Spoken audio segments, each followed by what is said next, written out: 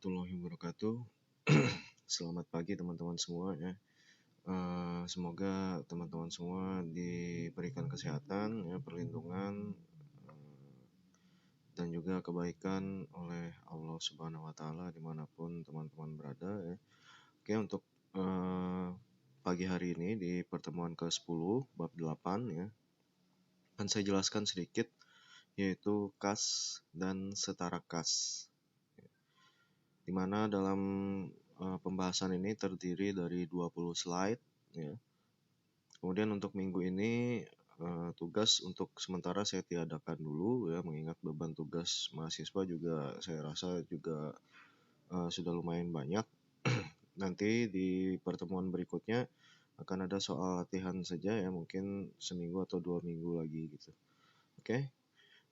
Kita langsung saja ke bab 8, kas dan setara kas. Nah, pengertiannya dulu ya, biasanya kas itu sandingannya dengan bank gitu. Ada kas, kemudian ada bank. Kas dan bank itu biasanya dilaporkan dalam satu akun. Satu akun itu maksudnya kas dan bank itu akun induknya, kemudian terdiri dari kas kecil, kas di tangan, bank BRI, bank BNI, dan seterusnya seperti itu. Jadi kas dan bank itu biasanya dijadikan satu di akun induk. Jadi dia menunjukkan informasi tentang saldo uang kas, ya, baik yang ada secara fisik di dalam laci ya, atau di kantor, di brankas, dan uang kas yang disimpan di bank yang dimiliki oleh suatu perusahaan atau usaha. Untuk kas itu sesuai dengan PSAK nomor 2 ya. Kemudian dalam akuntansi komersial atau akuntansi yang sifatnya mencari keuntungan ya, untuk perusahaan yang atau usaha yang jelas mencari laba, kas itu bisa diartikan sebagai alat tukar yang dapat diterima untuk pelunasan utang dan dapat pula diterimanya sebagai setoran ke bank. Simpelnya kas itu adalah uang gitu. Dan uang itu adalah alat tukar yang kita gunakan sehari-hari. Yang bisa kita menggunakan alat tukar itu untuk melunasi hutang-hutang, atau bisa juga dengan alat tukar tadi ya, itu kita setorkan ke bank seperti itu. Kemudian dia untuk dapat digolongkan sebagai kas, pada umumnya digunakan pembatasan diterima sebagai setoran oleh bank sebesar nilai nominalnya. Sehingga apabila tidak diterima sebagai setoran oleh bank sebesar nilai nominalnya, maka tidak dapat dikategorikan sebagai kas. Misalkan ya, kita mau setoran di bank, misalkan bank mensyaratkan setoran minimal 500.000 gitu. Berarti kalau uang yang di bawah 500.000 kita setorkan ke bank, itu berarti tidak dikategorikan sebagai kas, seperti itu. Ya, lanjutannya adalah penggunaan kas itu dapat untuk kepentingan ya, baik jumlah pembayaran yang besar ataupun untuk pembayaran yang kecil. Contoh pembayaran yang besar misalkan membeli peralatan.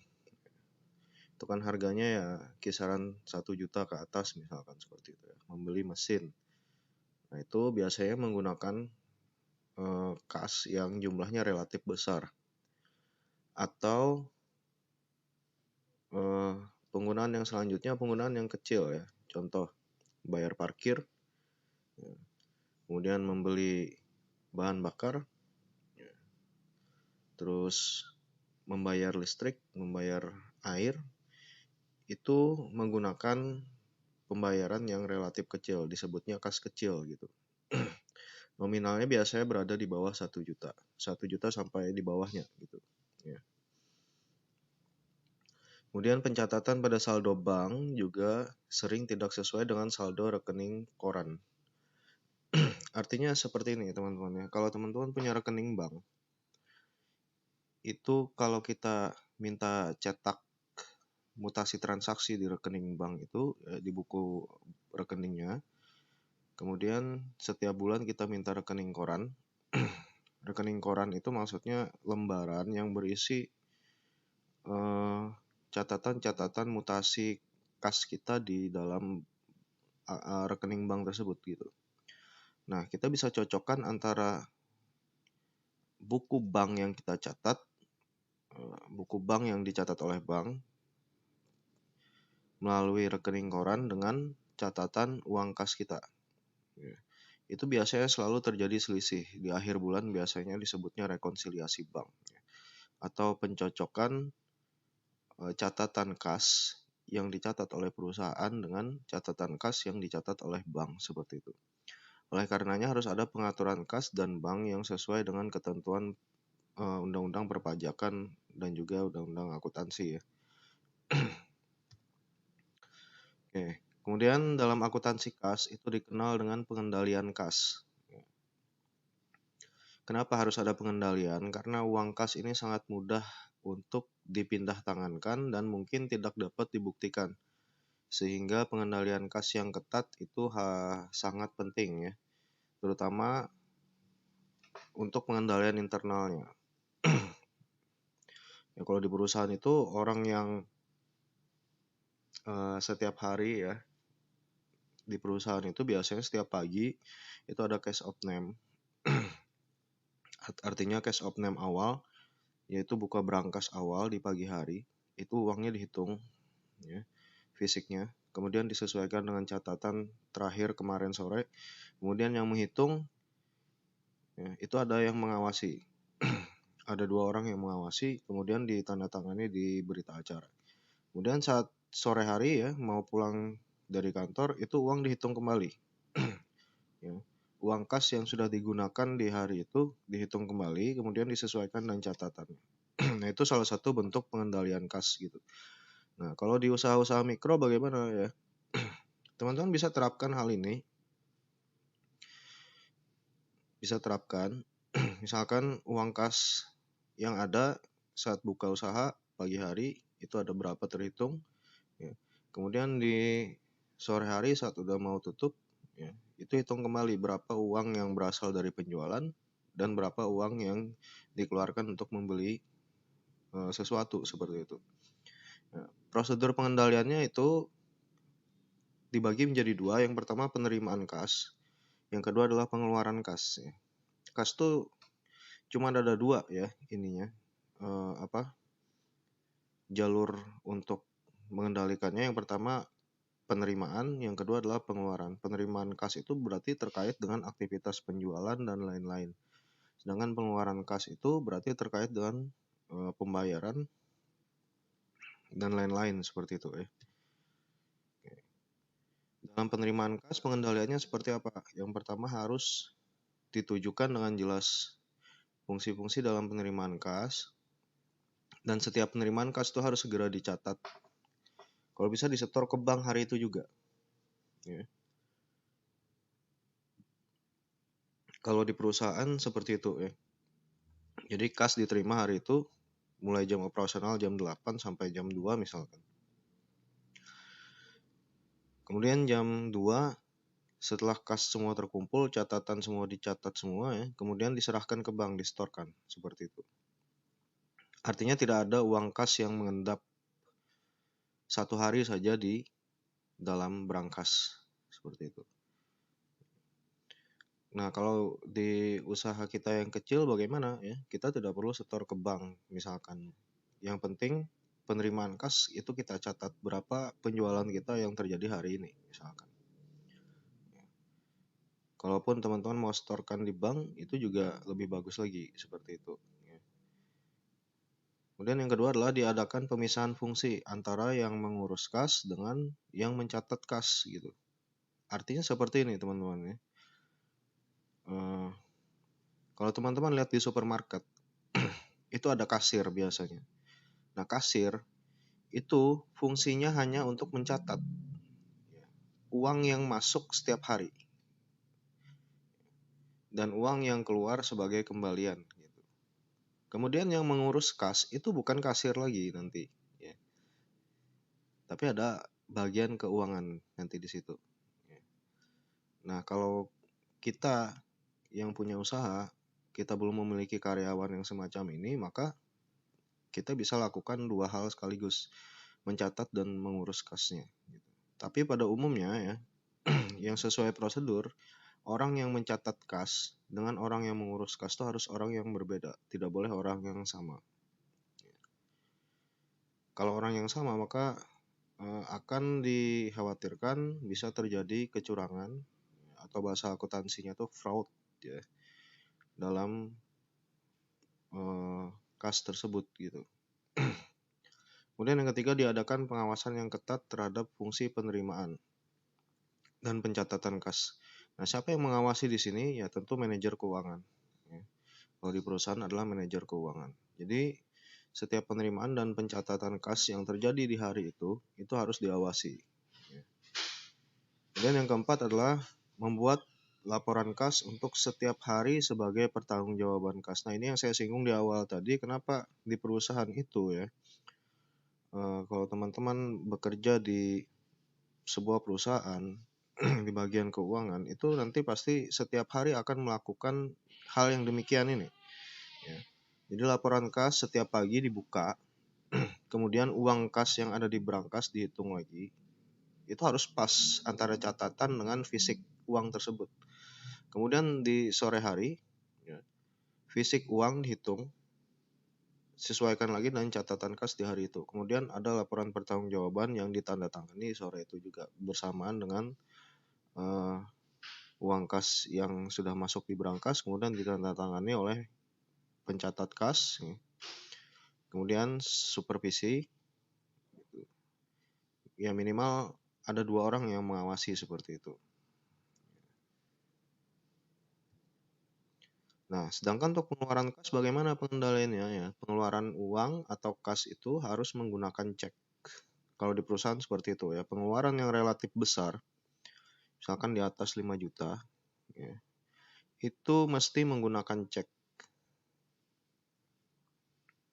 Contoh untuk membeli mesin, membeli kendaraan, membeli peralatan, membayar utang, itu menggunakan cek. Tidak diperkenankan misalkan menggunakan uang kas. Ya. Seperti itu. Nah, kenapa tidak langsung menggunakan uang kas saja? Ya. Karena seperti ini teman-teman ya. Di perusahaan itu tidak menyimpan uang kas yang jumlahnya relatif banyak seperti itu. Ya. Mereka akan selalu menyimpan uang kas tersebut di rekening bank. Ya. Kalau menyimpan uang kas misalkan ratusan juta di brankas, itu akan menyulitkan sekali. Pertama, menyulitkan untuk perhitungan. Ya. Kita bisa bayangkan seperti ini ya, misalkan kas kita itu di perusahaan ada 100 juta di brankas. Gitu. Kemudian setiap pagi kita harus bongkar brankas, hitung uang itu. Nah itu makan waktu pasti. Ya. Seperti itu. Maka di perusahaan, di kas perusahaan tuh paling banter ada uang yang nggak nyampe 100 juta lah. Paling 20 juta, 30 juta seperti itu. Kemudian untuk pengeluaran yang jumlahnya kecil, biasanya di bawah 2 juta, di bawah 1 juta atau 2 juta, itu menggunakan kas kecil. Nah, kas-kas kecil ini digunakan misalkan untuk membayar, membeli bahan bakar ya, bayar parkir, bayar listrik, membeli pulsa listrik, membeli pulsa telepon, dan lain-lain. Ini semuanya menggunakan kas kecil. Kalau yang relatif kecil menggunakan cek itu biasanya nggak bisa ya. Nah, dan itu tidak efektif. Kemudian yang kedua harus dibentuk kas kecil. Itu harus ada kalau di perusahaan ya. Nah, kalau di usaha kita yang mau bentuk kas kecil boleh ya. Nggak ada larangan juga gitu. Untuk buat belajar ya nggak jadi masalah gitu ya. Kemudian yang ketiga harus diadakan pemisahan antara pihak yang mengumpulkan bukti pengeluaran, yang menulis cek dan yang menandatangani cek, serta yang mencatat pengeluaran kas. Nah ini berarti harus orang yang berbeda. Yang pertama, orang yang ngumpulin nota-nota pembelian, ya, pembayaran itu orang yang berbeda. Orang A, ya, orang yang pertama. Misalkan yang ngumpulin bukti pengeluaran itu Rizky. Ya.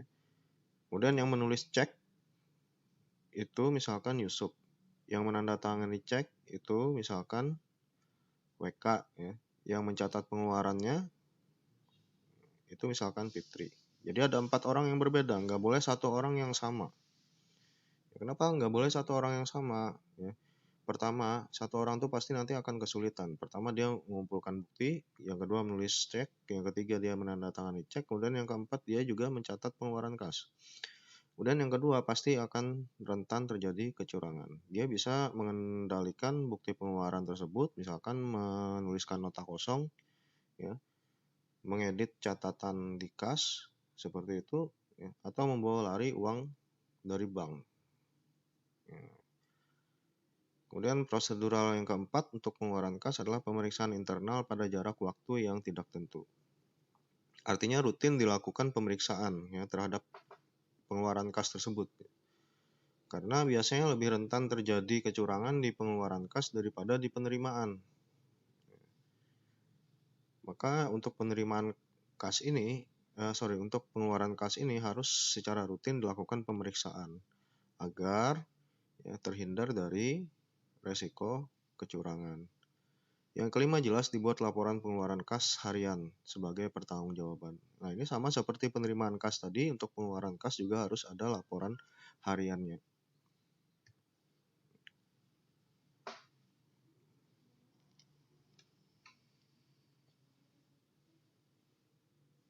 Oke. Kemudian bagaimana pengelolaan dan sistem pencatatan kas kecil? Tadi kita sudah berbicara kas itu secara umum. Ya. Sekarang kita lebih masuk ke segmen yang lebih khusus, yaitu bagaimana mengelola dan mencatat kas kecil.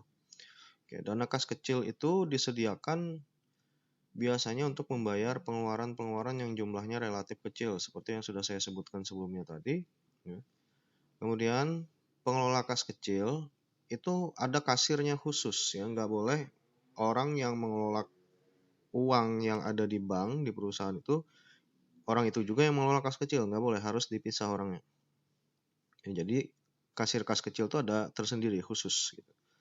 Nanti kasir kas kecil ini dia mengelola dan bertanggung jawab terhadap pembayaran-pembayaran melalui kas kecil. Seperti itu ya. Kemudian ada dua metode yang digunakan untuk mengelola kas kecil ini. Yang pertama metode impress ya, atau sistem dana tetap. Yang kedua adalah metode fluktuasi atau metode naik turun. Saldonya tidak harus tetap seperti itu. Jadi ada dua metode untuk mengelola kas kecil ya. Yang pertama metode impress, yang kedua adalah metode fluktuasi.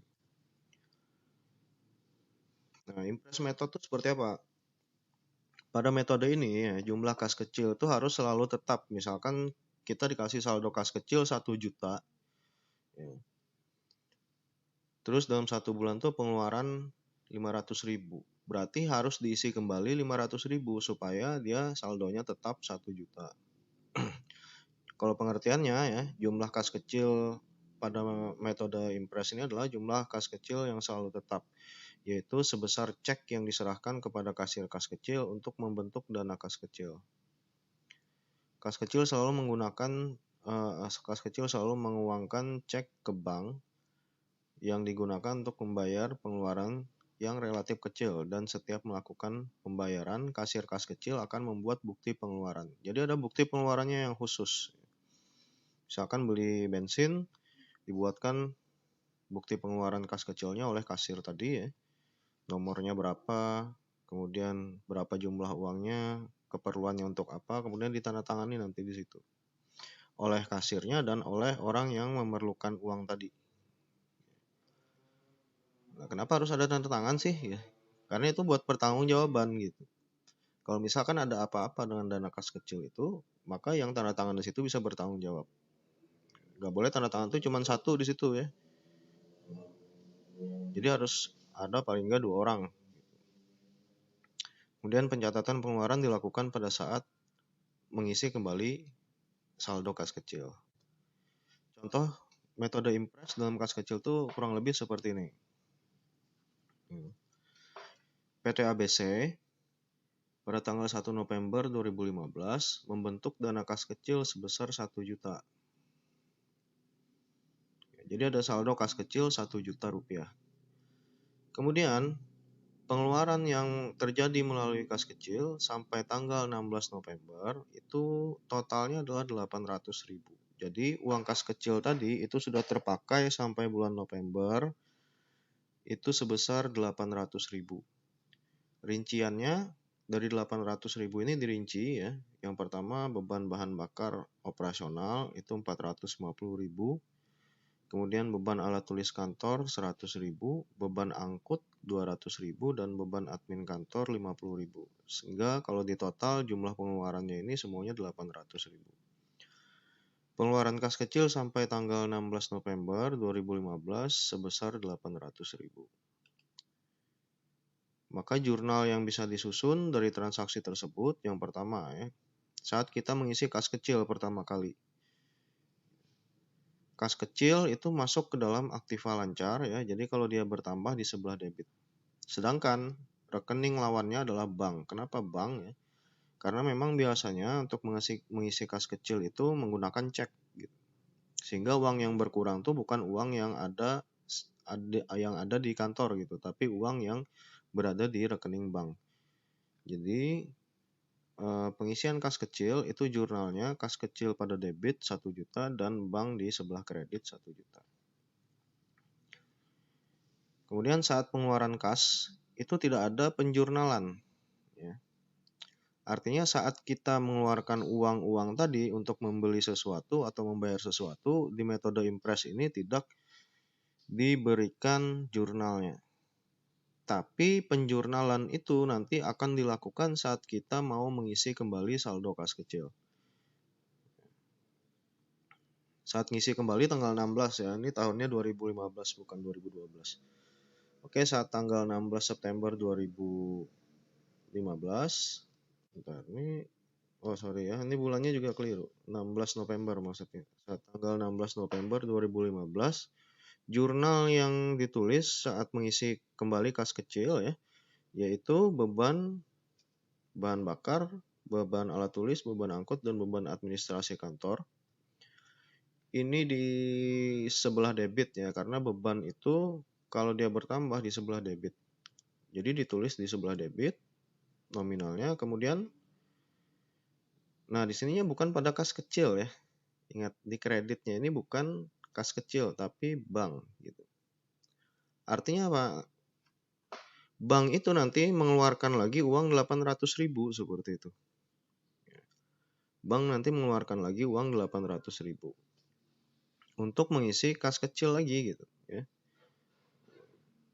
Jadi beban bahan bakar, beban alat tulis, beban angkut, dan beban administrasi pada bank 800.000 seperti itu.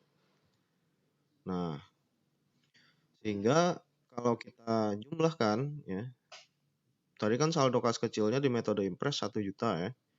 Kemudian dipakai untuk membayar dan membeli itu sampai tanggal 16 November jumlahnya 800.000. Berarti 1 juta dikurang 800 berarti ada saldo kas kecil sebesar 200.000 kan. Nah, kemudian jurnalnya yang dicatat yang pertama saat jurnal mengisi kas kecil yaitu kas kecil pada bank tadi 1 juta 1 juta. Kemudian saat mengisi kembali beban-bebannya baru dijurnalkan. Beban di sebelah debit, kemudian bank sebelah kredit jumlahnya 800.000. Oke. Yang kedua adalah fluctuating method. Pada metode ini, saldo kas kecil yang dicatat ya, pada akun kas kecil itu selalu berubah-ubah. Ya, bisa di bawah saldo yang awal atau di atasnya. Gitu. Nah, kenapa seperti itu ya? Itu tergantung atau sesuai dengan jumlah pengisian kembali dan pengeluaran dari kas kecil. Kalau metode Impress tadi, kalau kita dikasih dana 1 juta, ya kepakainya 500.000 berarti harus gantinya 500.000 gitu biar dia genap 1 juta. Nah itu berarti metode Impress atau sistem dana tetap. Kalau metode yang kedua disebutnya fluctuating method, metode yang berfluktuatif. Jadi pengisian kas kecilnya dalam metode ini bisa di bawah saldo awal atau di atas saldo awal seperti itu. Pencatatan dilakukan secara langsung pada saat pengeluaran. Artinya penjurnalan itu langsung dicatat saat terjadinya pengeluaran menggunakan kas kecil. Teman-teman bisa lihat perbedaannya nanti dengan metode Impress di contoh soal ini ya. PT Andalan membentuk dana kas kecil sebesar 500.000 pada tanggal 1 Desember 2012. Jadi tanggal 1 Desember itu dia udah punya saldo kas kecil 500.000. Transaksi yang terjadi selanjutnya ya, tanggal 3 Desember membayar langganan surat kabar itu 60.000, ya, tanggal 8 Desember membeli alat tulis kantor 120.000, tanggal 12 Desember membayar tagihan listrik 220.000, tanggal 15 Desember mengisi kembali dana kas kecil 200.000. Nah, semua kegiatan ini langsung dicatat atau di jurnal seperti ini. Mulai tanggal 1 dulu. Tanggal 1 membentuk dana kas kecil. Kas kecil di debit 500.000 dan bank di sebelah kredit 500.000. Ya, kenapa harus bank di kredit ya? Karena mengisi kas kecil itu tadi bisa menggunakan dana dari bank atau uang perusahaan yang berada di bank yang ditarik dengan cek seperti itu. Kemudian tanggal 3 membayar beban langganan surat kabar 60.000. Jurnalnya adalah beban langganan 60.000 di debit pada kas kecil, 60.000 di kredit. Kemudian tanggal 8 Desember membeli alat tulis kantor 120.000 di sebelah debit, kas kecil di kredit 120.000. Tanggal 12 Desember membayar tagihan listrik itu 220.000 di debit, kemudian pada kas kecilnya 220.000. Tanggal 15 Desember mengisi kembali saldo kas kecil 200.000. Jurnalnya adalah kas kecil di debit 200.000, bank 200.000. Nah, ini berbeda dengan metode impres tadi. Kalau metode impres tadi ini nggak dicatat pengeluarannya ini. Mencatat pengeluarannya ini nanti di akhir saat mau mengisi saldo. Nah, sedangkan metode fluktuatif ya, itu setiap pengeluaran itu langsung dicatat jurnalnya seperti ini. Nah, itu berbeda dengan metode yang sebelumnya ya. Oke, pada segmen yang berikutnya ya, masih kas dan setara kas, yaitu rekonsiliasi bank. Ini sempat saya singgung tadi sebelumnya ya.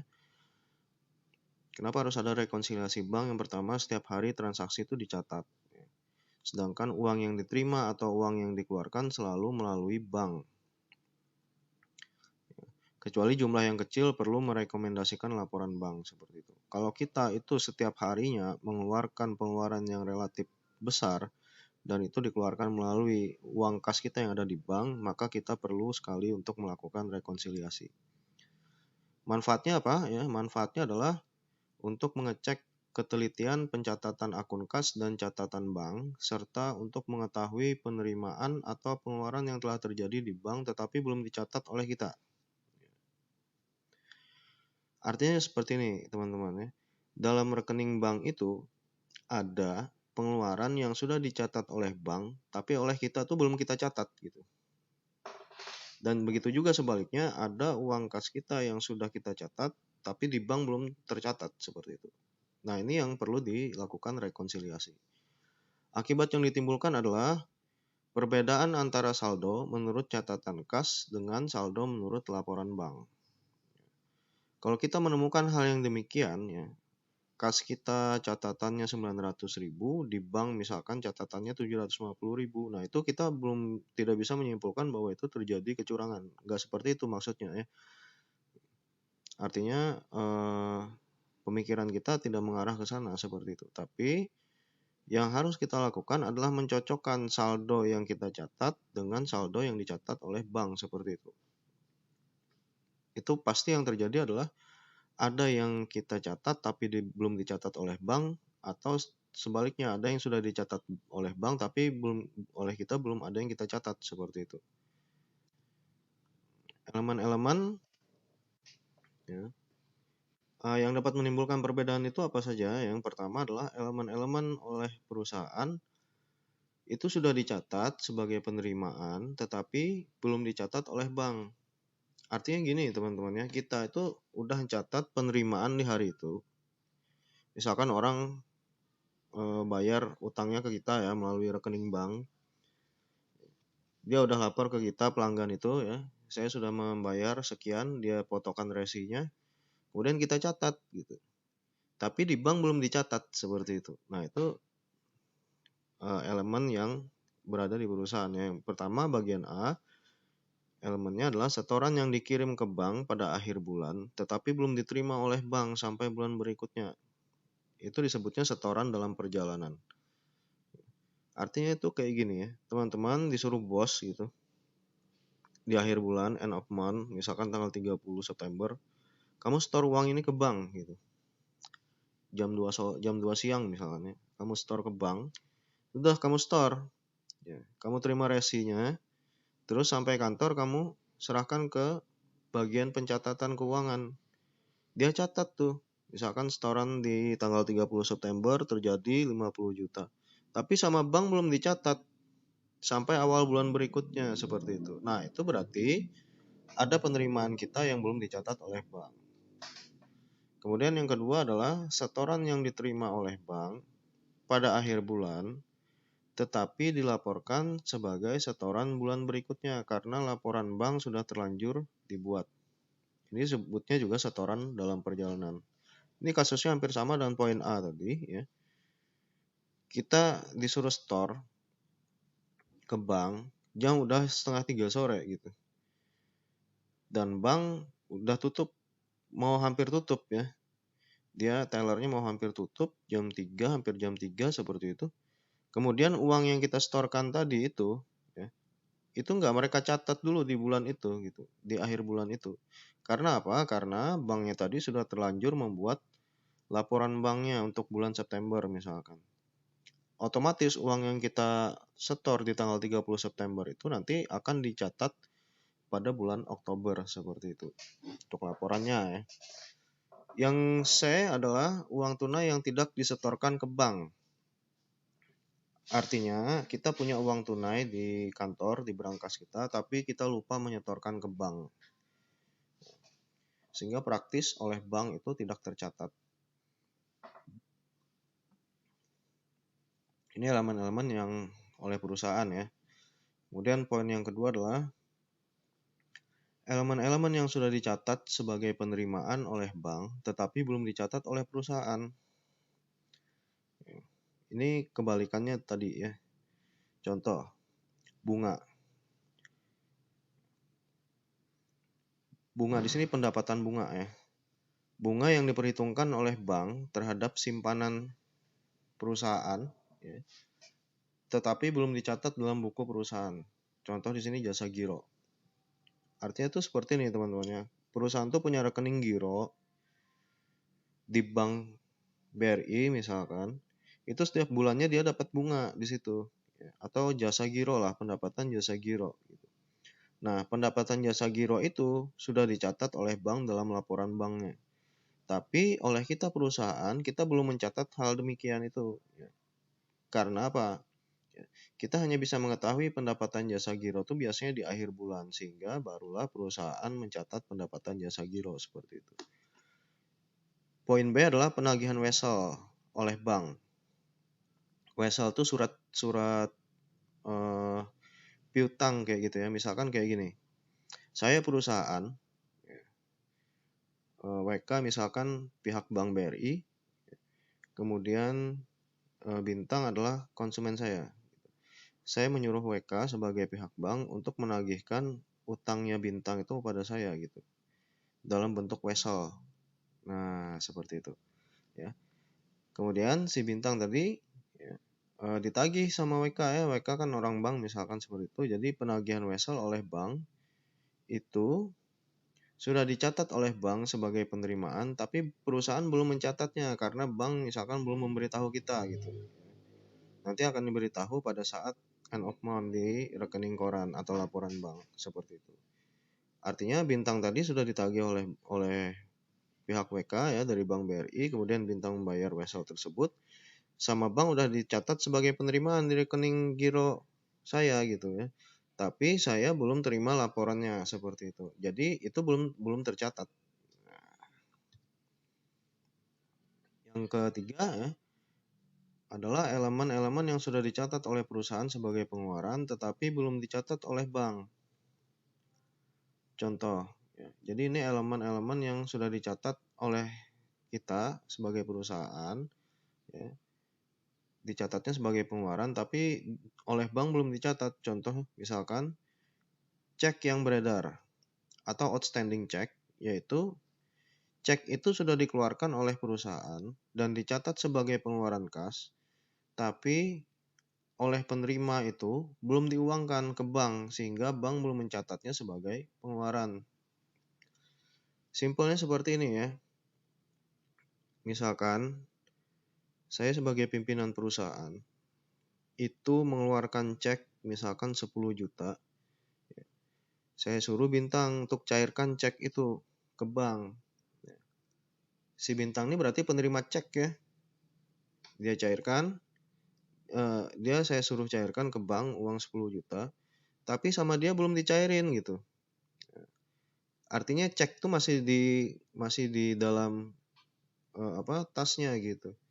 Besok baru dia cairkan. Tapi oleh saya ya itu sudah saya catat. Uang yang 10 juta tadi hari itu saya catat udah pengeluaran 10 juta. Tapi sama bank belum dicatat. Karena apa? Karena si Bintang tadi sebagai penerima cek, dia belum mencairkan uang cek itu. Sehingga sama bank belum dicatat sebagai pengeluaran. Jadi disebutnya outstanding check ya. Outstanding check itu bukan cek yang habis masa berlakunya, enggak ya. Outstanding check itu adalah cek yang masih dibawa sama penerimanya, belum dicairin gitu. Kemudian poin yang B adalah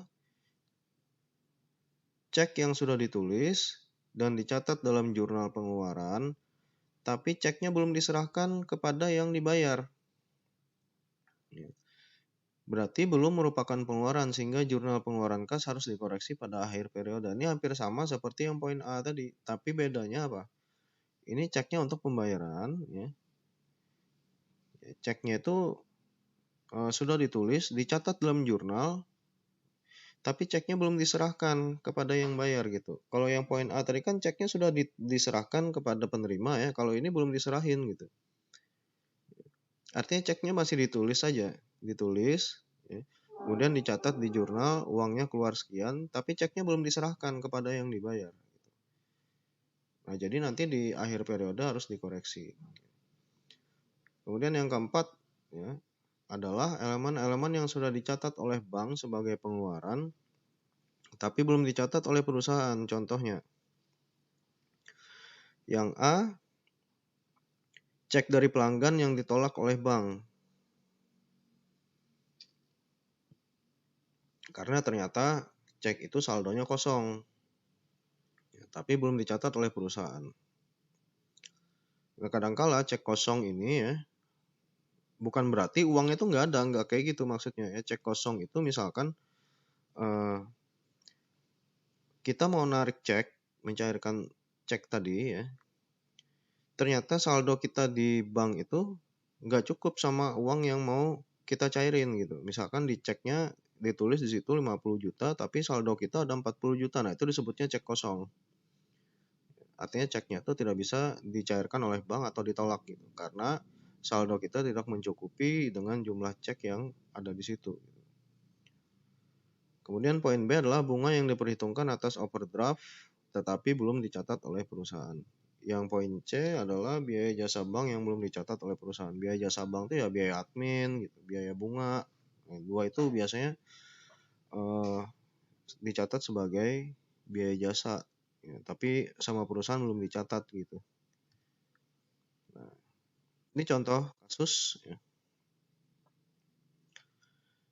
PT Andalan pada tanggal 31 Desember 2012 ya. Ini catatannya punya PT Andalan. Pertama laporan banknya, teman-teman bisa lihat sendiri di situ ya. Jasa giro itu sebanyak 10.600.000. Ini laporan bank ya. Kemudian biaya bank, biaya bunga dan lain-lain itu adalah 1.900.000. Sehingga saldo akhir di rekening bank itu ada 793.900.000. Perhitungan kas ya. Setoran dalam perjalanan 216 juta, kemudian uang kas yang belum disetor 48 juta. Kemudian ada cek yang masih beredar, artinya cek yang belum dicairkan, masih dibawa keliling-keliling sama yang pegang cek. Misalkan cek nomor 0980 itu 70 juta, nomor 0984 95 juta, nomor 0989 145 juta. Ini kalau di total 310 juta. Kemudian diketahui lebih lanjut bahwa terjadi kesalahan dalam mencatat penerimaan sebesar 121.400. Itu salah dicatat. Yang benar itu 121.400, tapi dicatatnya 122.500 gitu. Dan saldo akhir kas sebesar 740.580 di sini ya. Ini nggak kelihatan di bawah ini. Maka rekonsiliasi banknya seperti ini. Ini kita samakan dulu ya. Ini saldo laporan bank di sebelah kiri. Ini yang perusahaan di sebelah kanan. Oke, saldo laporan bank tadi 793.900.000 ya. Ini dari sini. Nih. Kemudian saldo kas 740.300. Itu berasal dari sini. Ya, 740.300. Ini berasalnya dari sini. Bukan 740.580 terlihat tadi, tapi 740.300. Nih. Kemudian ditambah ya, pada sisi banknya ini ditambah setoran dalam perjalanan 216 juta ini. Kemudian pada sisi perusahaan ya ditambah jasa giro 10.600. Nih ya jasa giro. Terus ditambah lagi pada sisi bank yaitu uang kas yang belum disetor 48 juta. Nih.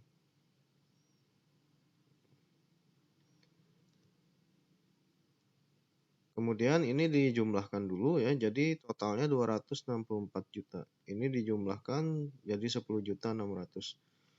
Oke, kita masuk ke bagian yang berikutnya ya, bagian yang dikurangi.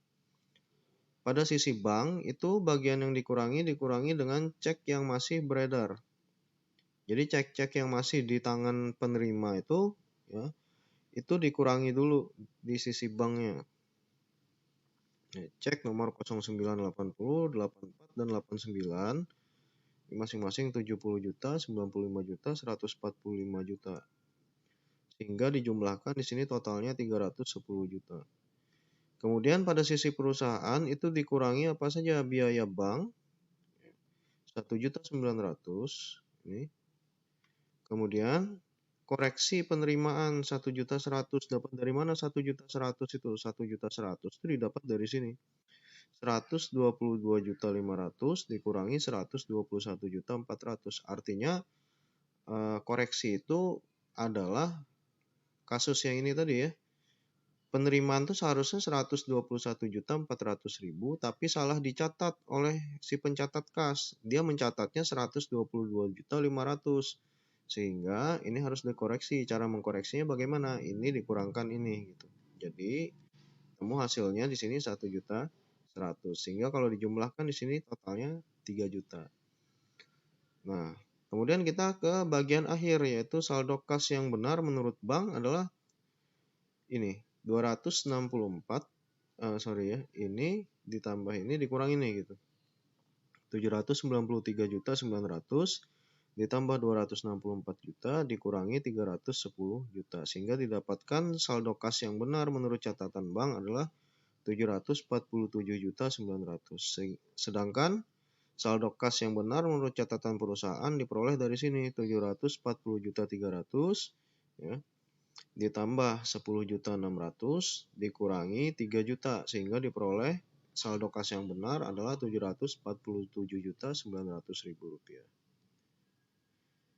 Nah, jurnalnya bagaimana? Ya. Jurnalnya seperti ini, kas dan setara kas 7.600 ya. Dapat dari mana 7.600 tuh? Kita cari dulu mana tadi. Ya. Ada yang kelewat juga nih ya. 7.600. Bentar.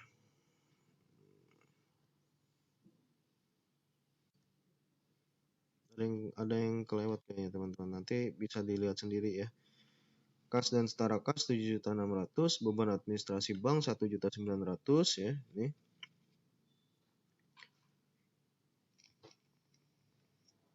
Terus piutang adalah 1.100.000 sehingga pendapatan jasa giro itu 10.600.000. Oh ini ya, ini. Oke.